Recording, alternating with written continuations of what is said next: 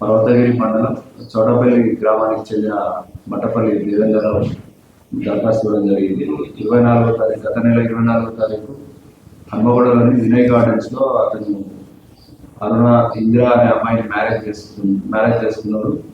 అరుణ marriage bureau సంబంధించిన అరుణ రామారావు వాళ్ళిద్దరు ఆ సంబంధం చేసారు.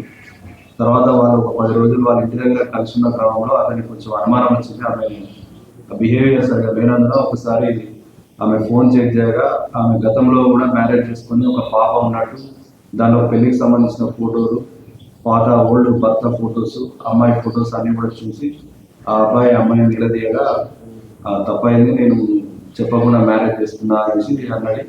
మ్యారేజ్ సమయంలో ఆ అమ్మాయికి తను 8.5 తులాల దాదాపు 8.5 తులాల బంగారం పెట్టింది.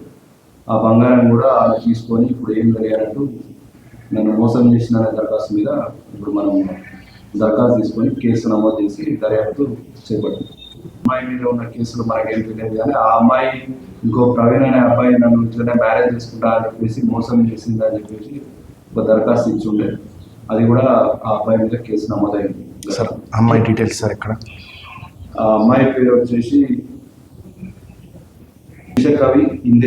నిమిషకవి ఇందిరా. ప్రస్తుతానికి అయితే కొత్తగూడెం గ్రామానికి చెందిన ఆమె అనేసి అంటున్నారు. దాని పూర్తి దర్యాప్తులో అసలు నిజాలు అనేది బయటపడింది. సార్ అమ్మాయికి ఏమైనా పిల్లలు ఉన్నట్టు?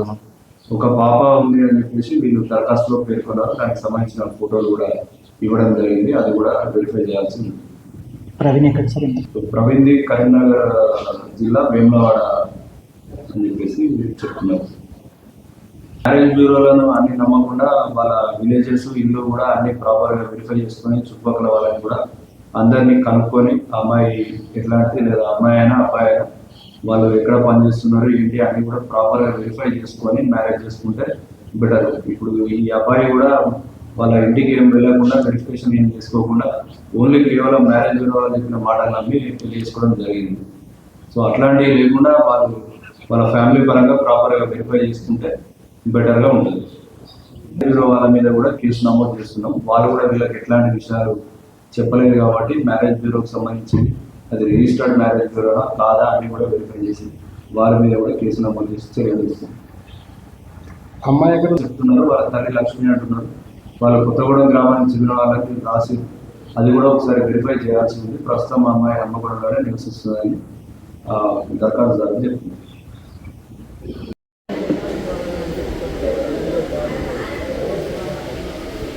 అమాయకుడు